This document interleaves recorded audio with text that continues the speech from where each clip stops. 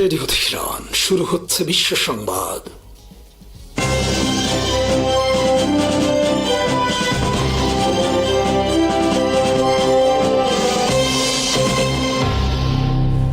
শুরুতেই সংবাদ শিরোনাম। আসসালামু আলাইকুম।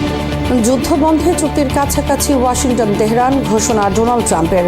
প্রাথমিক শর্ত হিসেবে খোলা হবে হরমুজ প্রণালী, ফি আদায় করতে পারবে ইরান। একদিনে সব আরব নেতাদের সঙ্গে টেলিফোন আলাপ ট্রাম্পের। হিজবুল্লাহর হামলায় নিহত ইসরায়েলি সেনা। বেন গাভির নিষিদ্ধ ফ্রান্সে।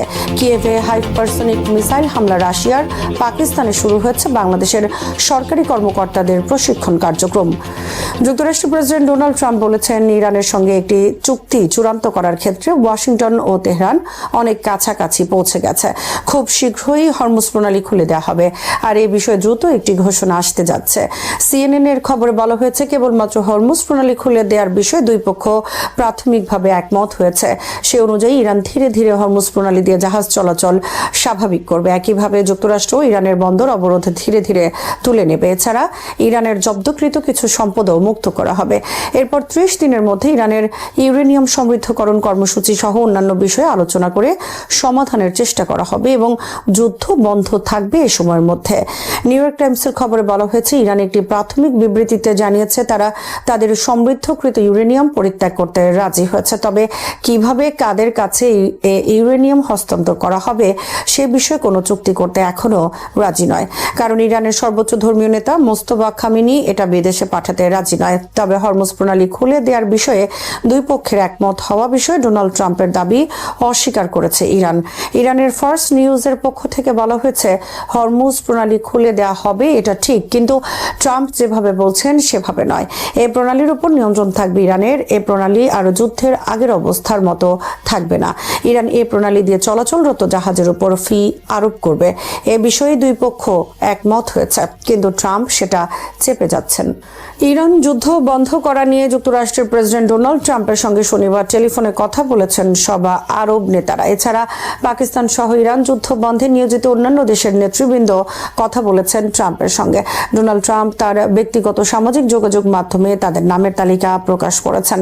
তারা হলেন সৌদি যুবরাজ মোহাম্মদ বিন সালমান, সংযুক্ত আরব আমিরাতের প্রেসিডেন্ট মোহাম্মদ বিন জায়েদ আল নাহিয়ান, কাতারের আমির তামিম বিন হামাদ বিন খলিফা আল থানি ও কাতারের প্রধানমন্ত্রী আব্দুল রহমান বিন জসিম বিন জাবের আল থানি, রাজা হামাদ বিন ইসা আল খলিফা, জর্ডানের বাদশাহ আবদুল্লাহ, তুরস্কের প্রেসিডেন্ট রিসেপ তাইয়েব এরদোয়ান, মিশরের president general Abdel Fattah al CC.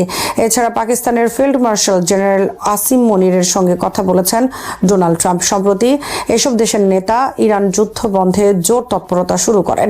ফলে গত মঙ্গলবার ইরানে হামলার সিদ্ধান্ত স্থগিত করেন ডোনাল্ড ট্রাম্প। এই বিষয়ে ট্রাম্প বলেছেন, তাদের সঙ্গে আমার বেশ ভালো আলোচনা হয়েছে এবং আমরা সবাই যুদ্ধ বন্ধে কাজ করছি। ট্রাম্প দাবি করেন, সম্ভাব্য প্রাথমিক চুক্তি ইরানকে পারমাণবিক অস্ত্র অর্জন থেকে বিরত রাখবে। ইরানের ইউরেনিয়াম সমৃদ্ধকরণের বিষয়টিও সন্তোষজনকভাবে সামলানো হবে। ট্রাম্প বলেন, আমি শুধু এমন চুক্তিতেই স্বাক্ষর করব যেখানে আমরা আমাদের চাওয়া সবকিছু পাবো। শনিবার উত্তর ইসরায়েলে ধ্বংসাত্মক ড্রোন হামলা চালিয়েছে লেবাননের ইরানপন্থী মিলিশিয়া বাহিনী হিজবুল্লাহ।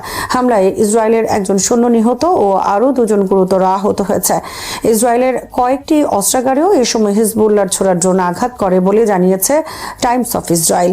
সম্প্রতি হিজবুল্লাহর হামলায় উত্তর ইসরায়েলে ধ্বংস হয়েছে একটি আয়রন ডোম মিসাইল সিস্টেম। আগে হিজবুল্লাহ হামলা চালাতো মর্টারের সাহায্যে। বর্তমানে এ হামলা সম্পূর্ণ পরিণত হয়েছে ড্রোন আক্রমণে।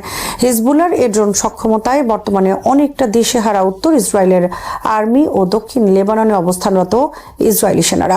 ফিলিস্তিনিদের বিরুদ্ধে ঘৃণা ও সহিংসতায় উস্কানির অভিযোগে ইসরায়েলের জাতীয় নিরাপত্তা মন্ত্রী ইতামার বেন গাভিরের উপর নিষেধাজ্ঞা আরোপ করেছে ফ্রান্স। দেশটির পররাষ্ট্রমন্ত্রী জিন নোয়েল ব্যারট শনিবার এক ঘোষণায় বলেন, আজ থেকে বেন গাভিরের ফরাসি ভূখণ্ডে প্রবেশ নিষিদ্ধ করা হয়েছে। সামাজিক যোগাযোগ মাধ্যমে এক্সে দেয়া এক পোস্টে ফরাসি পররাষ্ট্রমন্ত্রী জানান, গ্লোবাল সুমুদ নৌবহরে থাকা ফরাসি ও ইউরোপীয় অধিকার কর্মীদের প্রতি বেন গাভিরের আচরণের জেরেই এই সিদ্ধান্ত নেওয়া হয়েছে। তিনি অভিযোগ করেন, ইসরায়েলি এই মন্ত্রী বেসামরিক কর্মীদের ভয়ভীতি ও হুমকি দিয়েছেন। এছাড়া জিন নোয়েল ব্যারট ইউরোপীয় ইউনিয়নের প্রতিও আহ্বান জানিয়েছেন যেন ইতামার বেন গাভিরের বিরুদ্ধে নিষেধাজ্ঞা আরোপ করা হয়। তার ভাষ্য, বেন গাভির দীর্ঘদিন ধরে ফিলিস্তিনিদের বিরুদ্ধে ঘৃণা ও সহিংসতাকে উস্কে দিয়ে আসছেন। শনিবার রাশিয়া ব্যাপক ভিত্তিক মিসাইল হামলা চালিয়েছে ইউক্রেনের রাজধানী কিয়েভে। হামলায় ব্যবহার করা হয়েছে Oreshnik hypersonic missile. Oreshnik hypersonic missile cluster বোমার মতো কাজ করে। একসাথে অনেকগুলো লক্ষ্যবস্তুতে আলাদা আলাদা বোমা হামলা চালানো যায় এই মিসাইলের সাহায্যে। বৃহস্পতিবার রাত থেকে শুক্রবার পর্যন্ত ইউক্রেন ড্রোন হামলা চালায় রাশিয়ার দখলে থাকা লুহানস্কে। এতে লুহানস্কের একটি কলেজের ছাত্রাবাসে 16টি ড্রোন হামলার ঘটনা ঘটে এবং কমপক্ষে 21 জন শিক্ষার্থী নিহত হয়েছে। রাশিয়ার প্রেসিডেন্ট ভ্লাদিমির পুতিন এই হামলাকে নৃশংস অপরাধ হিসেবে আখ্যায়িত করে কঠিন প্রতিশোধ নেওয়ার নির্দেশ দেন সেনাবাহিনীকে। এরপর শনিবার হামলা চালানো হয় কিয়েভে। হামলায় রাজধানী কিয়েভের 4টি এলাকায় অনেকগুলো ভবন ক্ষতিগ্রস্ত হয়েছে। তবে আহত নিহতের তথ্য এবং রাশিয়া কতটি মিসাইল হামলা চালিয়েছে তা প্রকাশ করেনি ইউক্রেন। পাকিস্তানে শুরু হয়েছে বাংলাদেশের সরকারি কর্মকর্তাদের প্রশিক্ষণ কার্যক্রম। আগে এই প্রশিক্ষণ হতো ভারতে এবং সেখানে প্রশিক্ষণপ্রাপ্ত কর্মকর্তাদের ভারত বিভিন্ন ধরনের অনৈতিক সুযোগ সুবিধা দিয়ে ভারতের পক্ষে কাজ করাতো বলে অভিযোগ রয়েছে। এবার ভারতের পরিবর্তে পাকিস্তানে প্রশিক্ষণ কার্যক্রম শুরু হওয়ায় অনেকটা দিশেহারা নয়াদিল্লি। টাইমস অফ ইসলামাবাদের খবরে বলা হয়েছে 12 জন ঊর্ধ্বতন বাংলাদেশি আমলা লাহোরে পাকিস্তানের সিভিল সার্ভিসেস একাডেমিতে একটি প্রশিক্ষণ কর্মসূচি চলমান রয়েছে। 2 সপ্তাহের এই কোর্সটি কয়েক দশকের মধ্যে দুই দেশের মধ্যে প্রথম কাঠামোগত আমলাতান্ত্রিক প্রশিক্ষণ বিনিময়। এই কর্মসূচির মূল লক্ষ্য হল জনপ্রশাসন সুশাসনের সর্বোত্তম অনুশীলন এবং আধুনিক সেবা প্রদানের কৌশল। বাংলাদেশি কর্মকর্তারা পাকিস্তানি কর্মকর্তাদের সাথে প্রশাসনিক সংস্কার, নীতি বাস্তবায়ন এবং প্রাতিষ্ঠানিক ব্যবস্থাপনার বিষয়ে আলোচনা করছেন। চলমান প্রশিক্ষণে পাকিস্তানি প্রশিক্ষকরা ফেডারেল এবং প্রাদেশিক শাসন কাঠামো থেকে তাদের অভিজ্ঞতা বিনিময় করছেন, যেখানে ডিজিটাল রূপান্তর এবং অর্থনৈতিক ব্যবস্থাপনা মডিউলের উপর বিশেষ জোর দেওয়া হয়েছে। পাকিস্তানের পররাষ্ট্র দপ্তর এই উদ্যোগকে দুই দেশের মধ্যে প্রাতিষ্ঠানিক সম্পর্ক জোরদার করার বৃহত্তর প্রচেষ্টার অংশ হিসেবে বর্ণনা করেছে। একজন ঊর্ধ্বতন কর্মকর্তা বলেন, এই ধরনের কর্মসূচি দুই ভ্রাতৃপ্রতিম দেশের মধ্যে পারস্পরিক বোঝাপড়া এবং পেশাগত নেটওয়ার্ক গড়ে তুলতে সহায়তা করবে। প্রকাশিত খবরে বলা হয়েছে, এই প্রশিক্ষণ সহযোগিতা প্রতিরক্ষা কর্মীদের পর্যন্ত প্রসারিত হতে পারে। আগামী মাসগুলোতে বাংলাদেশ সেনাবাহিনী ও বিমান বাহিনীর কর্মকর্তারাও পাকিস্তানি কর্মকর্তাদের কাছ থেকে প্রশিক্ষণ গ্রহণ করবে বলে আশা করা হচ্ছে। ভারতের রাজধানী দিল্লিকে ঘিরে ঈদুল আজহাকে সামনে রেখে যে নির্দেশনাগুলো প্রকাশ্যে এসেছে তা শুধু প্রশাসনিক সিদ্ধান্ত হিসেবেই দেখা হচ্ছে না, বরং এটি এখন ভারতের ধর্মীয় স্বাধীনতা, সংখ্যালঘু অধিকার এবং রাষ্ট্রীয় ক্ষমতার চরিত্র নিয়ে নতুন বিতর্ক সৃষ্টি করেছে। দিল্লি সরকারের তরফ থেকে গবাদি পশু, বিশেষ করে গরু, বাছুর, উট এবং নির্দিষ্ট কিছু প্রাণী কোরবানির উপর কঠোর অবস্থান, প্রকাশ্য স্থানে পশু জবাই নিষিদ্ধকরণ, রাস্তা বা বাজারে পশু ক্রয় বিক্রির ওপর নজরদারি এবং আইন ভঙ্গকারীদের বিরুদ্ধে ফৌজদারি মামলার হুঁশিয়ারি, এসব বিষয়কে মুসলিম সমাজের একটি অংশ তাদের ধর্মীয় অনুশীলনের উপর রাষ্ট্রীয় হস্তক্ষেপ হিসেবে দেখছে। তবে একই সঙ্গে ভারতের আইন, রাজনৈতিক বাস্তবতা, হিন্দুত্ববাদী রাজনীতির উত্থান এবং সামাজিক উত্তেজনার বৃহত্তর প্রেক্ষাপট ছাড়া এই ঘটনাকে বিশ্লেষণ করলে পুরো চিত্রটি স্পষ্ট হয় না। মুসলিমদের উপর রাষ্ট্রীয় নিপীড়ন এতদিন অনেকটা আড়ালে করলেও এবার প্রকাশ্য রাষ্ট্রীয় নিপীড়নের টার্গেট হচ্ছেন ভারতীয় মুসলিমরা, আর উপলক্ষ হিসেবে বেছে নেওয়া হয়েছে ঈদুল আজহাকে। ভারতে গরু জবাই নিয়ে বিতর্ক নতুন কিছু নয়। বহু দশক ধরেই ভারতের বিভিন্ন রাজ্যে গরু হত্যা বা গরু জবাই সীমিত বা নিষিদ্ধ রয়েছে। ভারতের সংবিধানের নীতি নির্দেশক অংশে গবাদি পশু সংরক্ষণের কথাও উল্লেখ রয়েছে। কিন্তু গত এক দশকে এই বিষয়টি শুধুমাত্র পশু সংরক্ষণ বা ধর্মীয় আবেগের প্রশ্নে সীমাবদ্ধ থাকেনি, বরং এটি সরাসরি রাজনৈতিক পরিচয়ের অংশে পরিণত হয়েছে। বিশেষত নরেন্দ্র মোদীর নেতৃত্বে ভারতীয় জনতা পার্টি ক্ষমতায় আসার পর হিন্দুত্ববাদের রাজনীতি আরও দৃশ্যমানভাবে রাষ্ট্রীয় নীতির সঙ্গে মিশে গেছে বলে সমালোচকরা দাবি করেন। মুসলমানদের ধর্মীয় পরিচয়, পোশাক, খাদ্যাভ্যাস কিংবা ধর্মীয় উৎসবকে কেন্দ্র করে যে ধরনের উত্তেজনা তৈরি হয়েছে তা ভারতের বহুত্ববাদী চরিত্র নিয়ে নতুন প্রশ্ন তুলেছে। ঈদুল আজহা মুসলমানদের অন্যতম প্রধান ধর্মীয় উৎসব। এই উৎসবের মূল প্রতীকই হল কুরবানি। ইসলামী ঐতিহ্য অনুযায়ী এটি কেবল পশু জবাই নয়, বরং ত্যাগ, আত্মসমর্পণ এবং আল্লাহর নির্দেশ মানার প্রতীক। ফলে কুরবানিকে ঘিরে প্রশাসনিক বিধিনিষেধ আরোপ করলে মুসলমানদের একটি বড় অংশ সেটিকে সরাসরি ধর্মীয় অধিকারের সঙ্গে যুক্ত করে দেখাবে, এটাই স্বাভাবিক। বিশেষ করে যখন রাজনৈতিক বক্তব্যের ভেতরে অবৈধ পশু বেচাকেনা, পুলিশে অভিযোগ দিন, ফৌজদারি ব্যবস্থা ইত্যাদি ভাষা সামনে আসে, তখন সংখ্যালঘু জনগোষ্ঠীর মধ্যে ভয়ের অনুভূতি তৈরি হওয়া অস্বাভাবিক নয়। তবে এখানে আরেকটি বাস্তবতাও গুরুত্বপূর্ণ। দিল্লি সরকার যে নিষেধাজ্ঞার কথা বলছে তার একটি অংশ আসলে অননুমোদিত বা অবৈধ কোরবানি রোধের প্রশাসনিক ভাষা। ভারতীয় শহরগুলোতে প্রকাশ্য স্থানে পশু জবাই, রাস্তায় বর্জ্য ফেলা বা স্বাস্থ্যবিধি লঙ্ঘন নিয়ে বহু বছর ধরেই পৌর প্রশাসনের উদ্বেগ রয়েছে। তবে অনেক সময় স্থানীয় প্রশাসন নির্দিষ্ট স্থান ছাড়া কোরবানি নিষিদ্ধ করে থাকে। কিন্তু সমালোচকদের বক্তব্য হলো, যখন একই বিষয় সংখ্যাগরিষ্ঠের ধর্মীয় অনুষ্ঠানের ক্ষেত্রে নমনীয়ভাবে দেখা হয় অথচ মুসলমানদের ক্ষেত্রে কঠোর আইন প্রয়োগ করা হয়, তখন সেটি নিরপেক্ষ প্রশাসন নয়, বরং বেছে বেছে নিয়ন্ত্রণ বলেই মনে হয়। ভারতের রাজনৈতিক বাস্তবতায় হিন্দুত্ববাদ এখন শুধুমাত্র একটি মতাদর্শ নয়, এটি নির্বাচনী রাজনীতির গুরুত্বপূর্ণ হাতিয়ার। হিন্দু ভোটকে একত্রিত করার জন্য বহু সময় মুসলমানদের কেন্দ্র করে সাংস্কৃতিক বা ধর্মীয় বিতর্ক উস্কে দেওয়া হয়। এমন অভিযোগ দীর্ঘদিনের।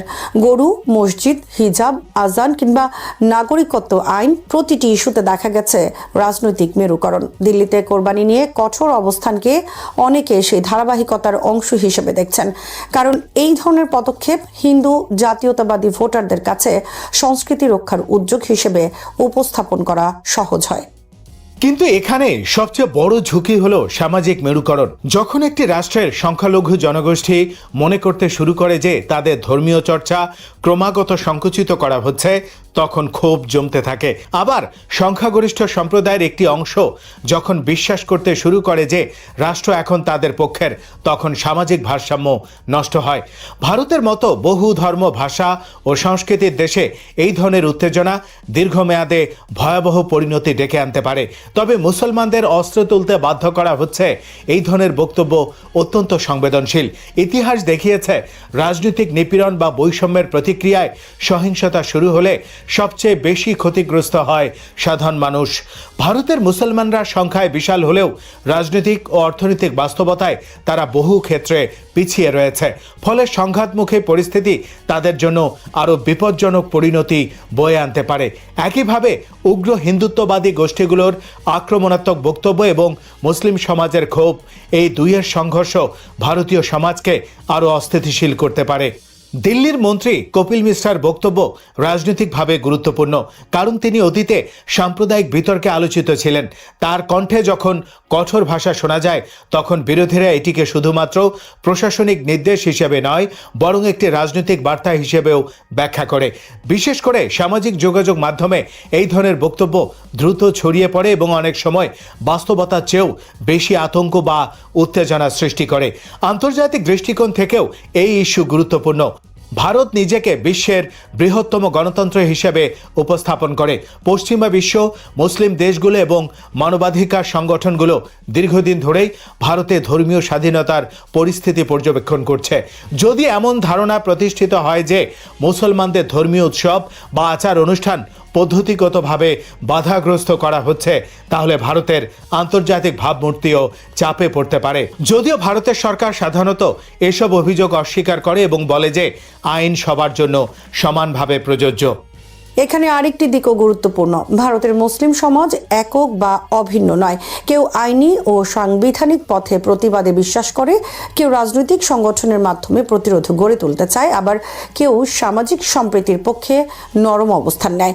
ফলে দিল্লির এই নির্দেশনাকে ঘিরে প্রতিক্রিয়াও একরকম হবে না। তবে এটা স্পষ্ট যে ধর্মীয় পরিচয় নিয়ে চাপ বা অনিশ্চয়তা যত বাড়বে, ততই পারস্পরিক অবিশ্বাস গভীর হবে। সবচেয়ে বড় প্রশ্ন হলো, একটি গণতান্ত্রিক রাষ্ট্র কিভাবে ধর্মীয় স্বাধীনতা এবং প্রশাসনিক নিয়ন্ত্রণের মধ্যে ভারসাম্য রক্ষা করবে। যদি স্বাস্থ্যবিধি, জনশৃঙ্খলা বা আইনের প্রয়োজনে কিছু সীমাবদ্ধতা আরোপ করতেই হয়, তাহলে সেটি এমনভাবে করতে হবে যাতে কোনো সম্প্রদায় নিজেদের লক্ষ্যবস্তু মনে না করে।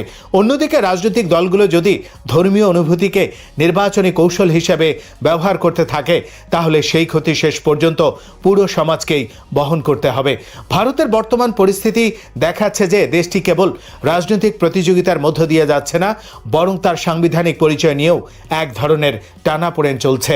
একদিকে ধর্মনিরপেক্ষ বহুত্ববাদী ভারতের ধারণা, অন্যদিকে হিন্দুত্ববাদী সাংস্কৃতিক রাষ্ট্রের ধারণা। এই দুই প্রবণতার সংঘর্ষ ক্রমেই দৃশ্যমান হচ্ছে। দিল্লিতে কোরবানি ইস্যু সেই বৃহত্তর সংঘাতেরই আরেকটি প্রতিফলন। गाय, बछड़ा तथा ऊंट व अन्य प्रतिबंधित जानवरों की कुर्बानी पूरी तरह से गैर कानूनी है।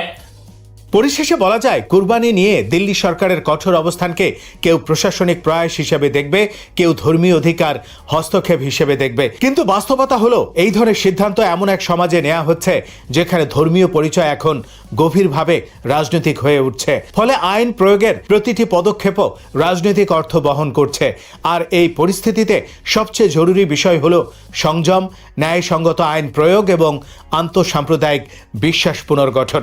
কারণ রাষ্ট্র যদি এমন ধারণা তৈরি করে যে একটি সম্প্রদায়ের উৎসব বা বিশ্বাস ক্রমাগত নজরদারির মধ্যে, তাহলে সেই ক্ষোভ ভবিষ্যতে আরও বড় সামাজিক সংকটের জন্ম দিতে পারে। ইতিহাসের চাকা কি তবে আবার উল্টো ঘুরতে শুরু করেছে? ইরানের পররাষ্ট্র মন্ত্রণালয়ের মুখপাত্র ইসমাইল বাকাই এক্সে একটি তাৎপর্যপূর্ণ ঐতিহাসিক শিলাচিত্র পোস্ট করেছেন, যেখানে রোমান সম্রাটের ওপর ইরানের সাসানীয় সম্রাট প্রথম শাপুরের বিজয়ের দৃশ্য ফুটিয়ে তুলে তিনি মনে করিয়ে দিয়েছেন, অতীতেও যখনই কেউ ইরানকে কাবু করতে এসেছে, ইরানিরা সেই বিভ্রান্ত আগ্রাসীদের অহংকার ভেঙে চূর্ণ করে দিয়েছে। রোমানরা ভাবত তারাই বিশ্বের কেন্দ্র, কিন্তু প্রথম শাপুরের শর্তে করা শান্তি চুক্তিতে শেষ পর্যন্ত রোমান সম্রাটকে বাস্তবতা মেনে নিতে বাধ্য হতে হয়েছিল। ইতিহাসের সেই ইঙ্গিতের মতোই আজ সমসাময়িক ভূ রাজনীতিতে এক নাটকীয় মোড় লক্ষ্য করা যাচ্ছে। অবশেষে ইরান যুদ্ধ সম্ভবত শেষের পথে, আর ডোনাল্ড ট্রাম্প এক প্রকার অপমানজনক চুক্তিতেই রাজি হতে যাচ্ছেন বলে বিভিন্ন আন্তর্জাতিক মাধ্যমে খবর আসছে। অর্থাৎ দৃশ্যত এই সংকটে ইরান এক প্রকার বিজয়ী হিসেবেই আত্মপ্রকাশ করছে। সাম্প্রতিক সময়ে মার্কিন প্রেসিডেন্ট ডোনাল্ড ট্রাম্প সামাজিক যোগাযোগ মাধ্যমে দেয়া এক বার্তায় কয়েকটি আরব ও মুসলিম নেতাদের ধন্যবাদ জানান।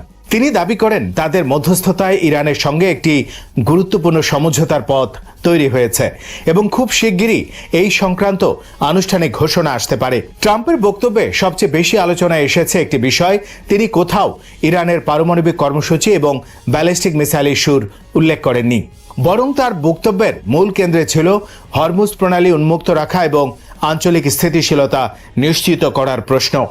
বিশ্লেষকদের মতে এই পরিবর্তিত ভাষা ওয়াশিংটনের অবস্থানের একটি গুরুত্বপূর্ণ পরিবর্তনের ইঙ্গিত বহন করছে। কারণ যুদ্ধ শুরুর পর থেকে যুক্তরাষ্ট্র ও তার মিত্ররা ইরানের বিরুদ্ধে সবচেয়ে বেশি যে অভিযোগ তুলেছিল তা ছিল তেহরানের পারমাণবিক উচ্চাভিলাষ এবং আঞ্চলিক সামরিক প্রভাব বিস্তার। কিন্তু বর্তমান আলোচনায় যদি সেসব ইস্যু সাময়িকভাবে পেছনে চলে যায় এবং মূল গুরুত্ব দেয়া হয় সমুদ্রপথ নিরাপদ রাখা ও যুদ্ধ থামানোর দিকে, তাহলে সেটিকে ইরানের জন্য একটি বড় কূটনৈতিক অর্জন হিসেবে দেখা হচ্ছে। বিভিন্ন কূটনৈতিক সূত্র থেকে যে সম্ভাব্য সমঝোতার তথ্য সামনে এসেছে তাতে বলা হচ্ছে লেবানন সহ একাধিক সংঘাতপূর্ণ ফ্রন্টে যুদ্ধবিরতি কার্যকর করা হবে। একই সঙ্গে ইরানের কয়েক বিলিয়ন ডলারের অবরুদ্ধ অর্থ মুক্ত করার বিষয়ে আলোচনা এগিয়েছে। হরমুজ প্রণালীকে কেন্দ্র করে মার্কিন সামরিক চাপ ও অবরোধ শিথিল করার বিষয়েও আলোচনা রয়েছে। এছাড়াও ইরানের সীমান্ত ঘেঁষা অঞ্চল ও উপসাগরীয় এলাকায় মার্কিন সামরিক উপস্থিতি কমানোর বিষয়েও নীতিগত সমঝোতা হতে পারে বলে দাবি করা হচ্ছে। বিনিময়ে ইরান আন্তর্জাতিক বাণিজ্যিক জাহাজ চলাচলের জন্য হরমুজ প্রণালী উন্মুক্ত রাখবে এবং আঞ্চলিক বাণিজ্য ও জ্বালানি সরবরাহে বাধা সৃষ্টি করবে না। যদিও তেহরান বরাবরই দাবি করে আসছে হরমুজ প্রণালীর নিরাপত্তা নিশ্চিত করার অধিকার ইরান ও ওমানের রয়েছে এবং বাইরের শক্তির সামরিক হস্তক্ষেপই অঞ্চলটিকে অস্থিতিশীল করেছে। আন্তর্জাতিক জ্বালানি বাজারের জন্য হরমুজ প্রণালীর গুরুত্ব অত্যন্ত বেশি। বিশ্বের একটি বড় অংশের তেল ও গ্যাস এই জলপথ দিয়ে পরিবাহিত হয়, ফলে এখানে সামান্য উত্তেজনাও বৈশ্বিক বাজারে বড় ধরনের প্রভাব ফেলে। যুদ্ধের শুরুতে ইরান যখন ইঙ্গিত দিয়েছিল যে প্রয়োজনে তারা প্রণালীতে জাহাজ চলাচল সীমিত করতে পারে, তখন বিশ্ববাজারে তেলের দাম দ্রুত বাড়তে শুরু করে। বিশেষ করে ইউরোপ ও এশিয়ার জ্বালানি নির্ভর অর্থনীতিগুলো এতে উদ্বিগ্ন হয়ে পড়ে। ফলে যুদ্ধ যত দীর্ঘ হয়েছে ততই আন্তর্জাতিক চাপ বেড়েছে সংঘাত কমানোর জন্য। বিশ্লেষকদের মতে ইরান শুরু থেকেই একটি নির্দিষ্ট কৌশল অনুসরণ করেছে।